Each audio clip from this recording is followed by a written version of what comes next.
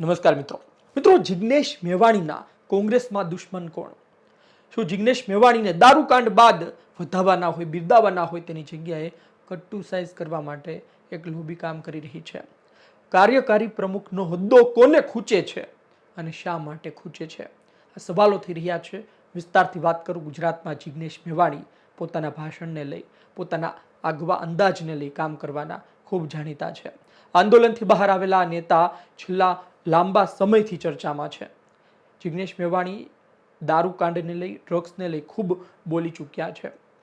આમ તો કોંગ્રેસની આક્રોશ યાત્રા ગુજરાતમાં પસાર થઈ રહી છે. સૌરાષ્ટ્રમાંથી ખેડૂતો સાથે પસાર કરવામાં આવી, ઉત્તર ગુજરાતમાં પસાર થઈ.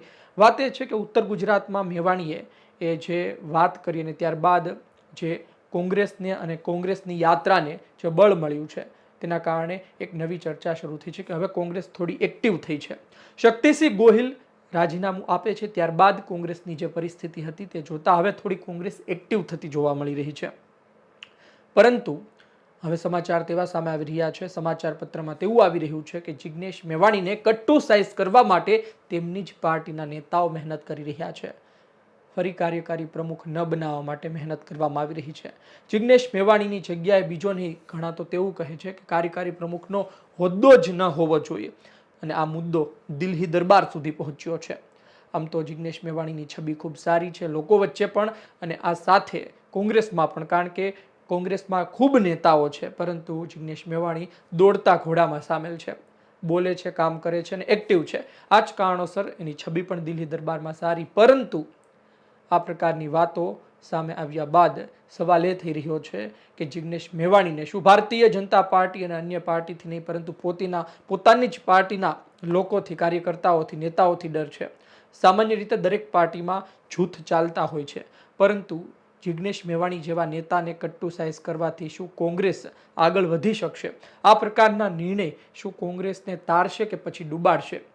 તમારી પાર્ટીમાં એક નેતા મજબૂતાઈથી લડત લડી રહ્યો છે, એક સારી છબી બનાવી રહ્યો છે. પહેલા કહેવામાં આવતું હતું કે જિગ્નેશ મેવાણી ફક્ત દલિત સમાજ પૂરતા સીમિત રહી ગયા છે.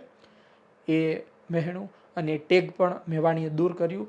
છેલ્લા લાંબા સમયથી એ ઓબીસી આંદોલન હોય, છેલ્લા લાંબા સમયથી દલિત સમાજ સિવાય અન્યની વાત કરવાની હોય, જિગ્નેશ મેવાણી કરતા રહ્યા છે અને હવે ફરી એક વખત આ સમાચાર સામે આવ્યા. જોઈએ આવનાર દિવસમાં વધુ શું સમાચાર સામે આવે છે. એક તરફ ભરતસિંહ સોલંકી પણ એક્ટિવ થયા છે, બે તરફ અમિત ચાવડા પણ મહેનત કરી રહ્યા છે, કોંગ્રેસને ફરી ઊભી કરવા માટે પ્રયત્ન કરી રહ્યા છે.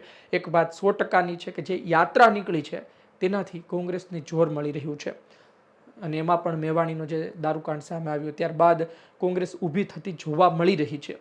તમે જુઓ કે શક્તિસિંહ ગોહિલ પ્રદેશ પ્રમુખ હતા એ સમયે પેટા ચૂંટણી ખૂબ આવી. આ જ કારણોસર તેમની પરીક્ષા પણ થઈ અને તેઓ તેમાં ફેલ પણ થયા. વાવ જેવી પેટા ચૂંટણી જીતી શકતા હતા પરંતુ ત્યાં હારી ગયા. જ્યારે હવે કોઈ પેટા ચૂંટણી છે નહીં, પરંતુ કોંગ્રેસની આ બોડી કેટલી કારગર છે, અંદરખાને કેટલો કરંટ છે એ આવનારી સ્થાનિક સ્વરાજ્યની ચૂંટણીના પરિણામ પછી આપણને ખબર પડશે. એક તરફ સૌરાષ્ટ્રમાં ગોપાલ ઇટાલિયા આમ આદમી પાર્ટી ભયંકર મહેનત કરી રહી છે અને આદિવાસી પટ્ટામાં ચૈતર વસાવા, એટલે કે તમે સમજો કે વિરોધી મતો છે એ વહેંચાઈ જાય તો પછી સત્તાધારી પાર્ટીને 100% ફાયદો થાય. અને 2022ના પરિણામમાં આજ આપણે જોયું છે. આમ આદમી પાર્ટીનો વોટ શેર જે વધ્યો, જે વોટ શેર આવ્યો તેટલો વોટ શેર કોંગ્રેસનો તૂટ્યો છે, કોંગ્રેસનો ઘટ્યો છે. ભારતીય જનતા પાર્ટીનો વોટ શેર વધ્યો છે. એટલે કે દોડતા હોય, બોલતા હોય, લોકો વચ્ચે એક સારી ઇમેજ હોય, કોમરેડ નેતાની છબી હોય અને એવું લાગતું હોય કે આ વ્યક્તિ સાચો છે, આ નેતા સાચો છે, આ કરપ્ટ નથી, અંદરખાને ભારતીય જનતા પાર્ટી સાથે સેટિંગ નથી ધરાવતો, એવા નેતાને આગળ કરવાની વાત છે તો પછી લોકો તમારા પર વિશ્વાસ કરશે. આદિવાસી પટ્ટામાં ચૈતર વસાવા પાર્ટીને મૂકીને પોતાના આગવા અંદાજમાં સતત કામ કરી રહ્યા છે. એ સીધું નુકસાન કોંગ્રેસને કરશે, કારણ કે કોંગ્રેસની વોટ બેંક છે આદિવાસી. એ જો ફંટાશે તો ભારતીય જનતા પાર્ટીને ફાયદો થશે, કોંગ્રેસને નુકસાન થશે. જોઈએ આવનાર દિવસમાં શું થાય, પરંતુ લાંબા ગાળે કોંગ્રેસને ફાયદો થશે તેવું તેના કાર્યકર્તાઓ, નેતાઓ વિચારી રહ્યા છે. આવનારી ચૂંટણી અતિ મહત્વની છે. અમિત ચાવડા માટે આ પદ કોઈ સરળ નથી, કારણ કે તમે જુઓ કે અત્યારે ખરાખરીનો જંગ છે. અત્યારે કોંગ્રેસ ખૂબ જ નીચે આવી ચૂકી છે. એમાં અમિત ચાવડા પર ખૂબ મોટી જવાબદારી છે, તેને ઉપર લાવવાની છે પાર્ટીને અને આ જવાબદારી તે પાર પાડી શકશે કે નહીં. લોકો તેવું નથી કહેતા કે તમે 100થી પણ વધુ બેઠકો લઈને આવો, પરંતુ આવનાર દિવસમાં જે 2017માં 77 સુધી પહોંચ્યા હતા ત્યાં સુધી પણ પહોંચી શકશે કે નહીં, અને આમ આદમી પાર્ટી કોના મતમાં ફરી ભાગીદારી પડાવશે એ પણ સવાલ છે. ખેર, જિગ્નેશ મેવાણી છેલ્લા લાંબા સમયથી ચર્ચામાં છે. દારૂકાંડ બાદ અન્ય લોકોએ તેમને બિરદાવ્યા, વધાવ્યા કે ખૂબ સારું કામ કરી રહ્યા છો.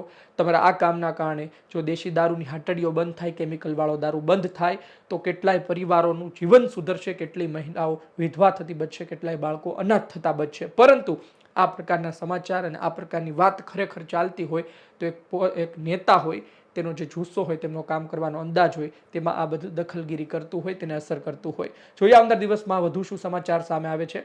આપનું શું કહેવું છે કોમેન્ટ બોક્સમાં જરૂરથી જણાવજો. કાર્યકારી અધ્યક્ષ આવનાર દિવસમાં મેવાણી શું ફરી બનશે તો પછી કોને નહીં ગમે? આજની તારીખે જેને નથી ગમતું તેનો તર્ક વિતર્ક શું સાચું છે? શું કાર્યકારી પ્રમુખ જેવો હોદ્દો જ ના હોવો જોઈએ? આપનો અભિપ્રાય કોમેન્ટ બોક્સમાં જરૂરથી જણાવજો. વિડીયો પસંદ આવ્યો હોય લાઈક કરજો, શેર કરજો. ધન્યવાદ.